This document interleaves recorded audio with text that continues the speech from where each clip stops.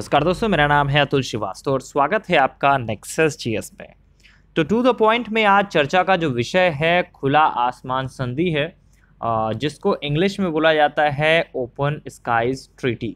Exactly है क्या और चर्चा में क्यों है, इससे रिलेटेड क्या क्या चीज़ें हैं जो आपके एग्जामिनेशन में पूछी जा सकती हैं।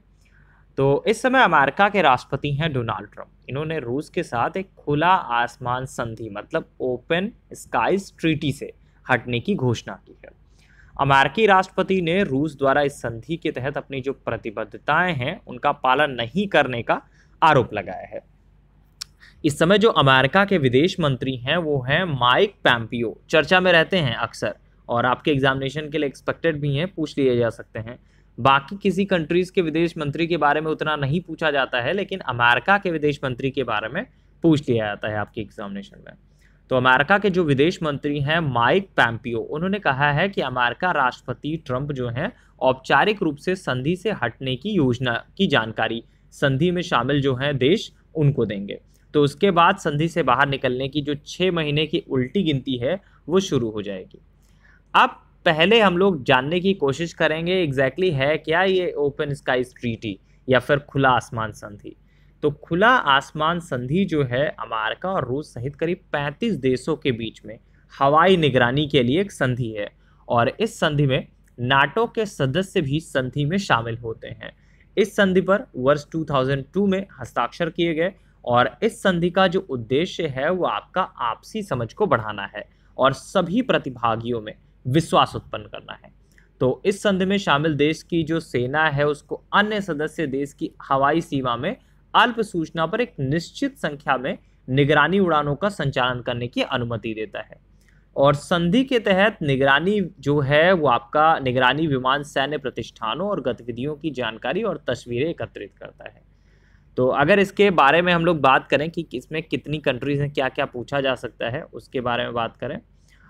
हाँ, अब इसमें रूस और जो यूरोपीय जो देश हैं उनकी प्रतिक्रिया क्या हुई। ये तो अमेरिका की बात थी कि उसने इस तरह की बातें बोल दी कि हम इस तरह की चीज़ें करने जा रहे हैं। आपको ये भी समझ में आ गया कि ओपन स्काईज ट्रीटी एग्जैक्टली होता क्या है, कितनी कंट्रीज़ के बीच में है।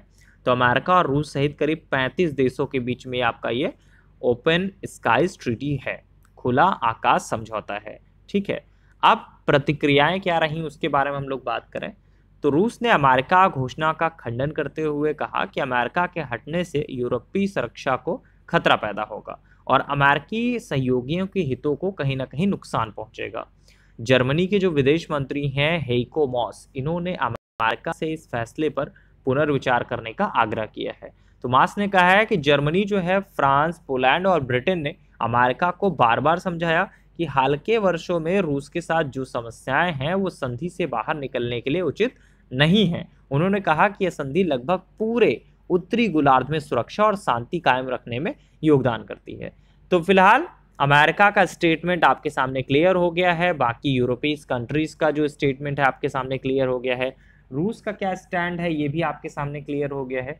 तो इससे रिलेटेड चीज़ें जो पूछी जा सकती हैं एग्जामिनेशन में, मेंस में तो आपका पूरा पूछा जाएगा खुला आसमान संधि एग्जैक्टली है क्या, कितनी कंट्रीज़ के बीच में है, क्या क्या चीज़ें हैं इस टाइप से।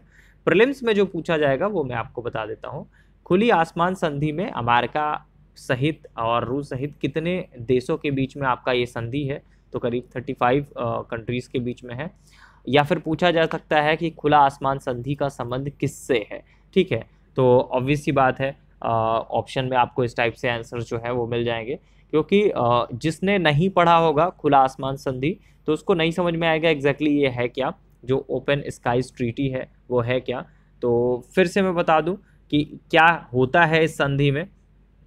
तो इस संधि में शामिल जो देश हैं उनकी सेना को किसी अन्य जो सदस्य देश हैं उनकी हवाई सीमा में अल्प सूचना पर एक निश्चित संख्या में निगरानी उड़ानों का संचालन करने की अनुमति देता है।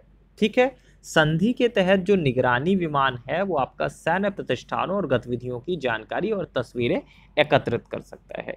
तो ये होता है आपका खुला आसमान संधि और ये आपका आगामी परीक्षा के लिए महत्वपूर्ण है।